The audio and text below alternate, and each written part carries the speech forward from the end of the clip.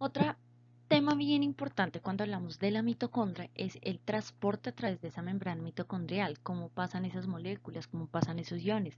Recordemos que cuando hablábamos de la organización mitocondrial, ¿no es cierto?, de esa estructura, veíamos que la membrana externa permitía el paso de ciertas moléculas no mayores a 5000 Daltons, pero que algunas eran capaces de atravesar esa membrana interna y otras se quedaban en ese espacio intermembrana. Entonces vamos a ver cómo ocurre este proceso. Entonces, dentro de la internalización de proteínas de la matriz mitocondrial, ¿listo? Entonces, lo primero es que para que puedan ingresar, ¿no es cierto?, ciertas moléculas dentro de ese espacio intermembranal, ellas tienen que tener una marca, ¿no es cierto? Tienen que estar marcadas para que puedan ser reconocidas. ¿Cómo se llama esa marca? Son presecuencias y esas presecuencias tienen entre 20 y 35 aminoácidos. Entonces aquí vemos en la imagen como tenemos una molécula, ¿no es cierto?, que quiere ingresar y tenemos esta presecuencia que es la rojita que vemos, la cual es reconocida por ciertos receptores en la superficie de la mitocondria. Entonces, miren acá cómo tenemos los receptores, en este caso se conocen como TOM, los receptores TOM, por la membrana externa, ¿listo? Entonces, outer membrane y asimismo se van numerando. Entonces vemos como el 5 es el que está reconociendo primero esa presecuencia de la molécula que quiere ingresar. Luego, a medida que es reconocida, hay una translocación a través de la membrana por un complejo proteico que se conoce como tomo 40, que es este que vemos acá. Entonces ahí empieza a ingresar esa molécula a través de esos complejos proteínicos y luego ocurre esa transferencia desde los receptores a la proteína de portón 40. ¿Listo? Y ahí ya empieza a ocurrir todo el proceso de internalización. Luego, ¿qué pasa? Si la molécula debe atravesar la membrana interna, pues ella va a ser transferida desde este complejo que la reconoció, ¿no es cierto?, hasta un complejo proteínico que se encuentra en la membrana interna mitocondrial, que se conoce como complejo TIM, ¿listo? Por intermembrane. Entonces, el complejo TIM23, por lo general, reconoce, ¿no es cierto?, es el que recibe esa transferencia desde los complejos TOM, y allí, cuando ocurre esa transferencia a través de TIM23, vemos que hay otros complejos como TIM44 y también vemos diferentes proteínas acopladas como las HSP70, que son las proteínas de choque térmico mitocondriales, que también están unidas a esos complejos T. Entonces, después de que ocurre ese reconocimiento y que se dan cuenta que efectivamente debe ingresar, que tiene la presecuencia, la cual reconoce el ingreso, la proteína, después de unirse a HSP70, ella actúa como un motor y emplea la hidrólisis de ATP repetidamente para conducir la internalización de esas proteínas. Pero además de eso, ¿qué pasa? Nosotros necesitamos solamente la proteína así. Entonces intervienen unas proteínas que se conocen como MPP, que son peptidasas procesadoras de la matriz, que lo que hacen es cortar esa presecuencia, ¿no es cierto?, que por lo general tiene aminoácidos que están cargados positivamente, y vemos aquí cómo queda la molécula unida a esas proteínas de choque térmico, que lo que hacen es permitir que la molécula eh, se encuentre parcialmente desplegada. ¿Listo? Entonces, eso es importante.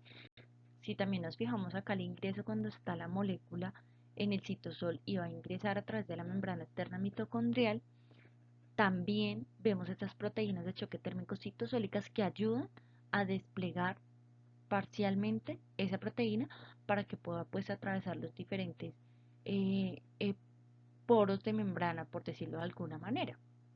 ¿Listo?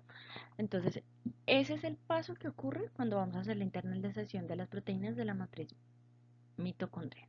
O sea, va desde la citosol hasta la matriz mitocondrial. Además de eso, ¿qué pasa? Que también hay internalización de proteínas transportadoras de moléculas pequeñas en la membrana mitocondrial interna. Entonces aquí digamos que se va a seguir el mismo paso, pero lo que se diferencia es que muchas proteínas mitocondriales de la membrana interna son transportadoras de moléculas pequeñas que son proteínas transmembranales, ¿no es cierto? Entonces, ¿qué va a ocurrir? Tenemos acá lo mismo, pero en este caso no vamos a tener presecuencias. Des en cuenta acá cómo está la molécula parcialmente desplegada, ¿no es cierto? ¿Y qué pasa con ellas? Tiene como un reconocimiento de esas proteínas TOM, ¿no es cierto? Sino tiene unas secuencias de internalización en la membrana interna, las reconoce este complejo TOM70. Al ser reconocidas por el complejo TOM70, entonces son traslocadas, miren acá lo que pasa, al complejo TOM40, que era el mismo que veíamos anteriormente. Luego entonces, allí en el espacio intermembranal, son reconocidas por unas pequeñas moléculas que se conocen como tinitim o pequeñas TIM, y ellas a su vez, al ser reconocidas en ese espacio intermembranal, pueden ser traslocadas a la membrana interna, ¿listo? Pero como ellas deben estar ubicadas dentro de esta membrana interna, ¿no es cierto? Son proteínas de la membrana interna, entonces luego de que sean reconocidas, ellas son transferidas o traslocadas a ese espacio intermembranal, ¿listo? Y allí son ubicadas para llevar a cabo las diferentes funciones que necesitan.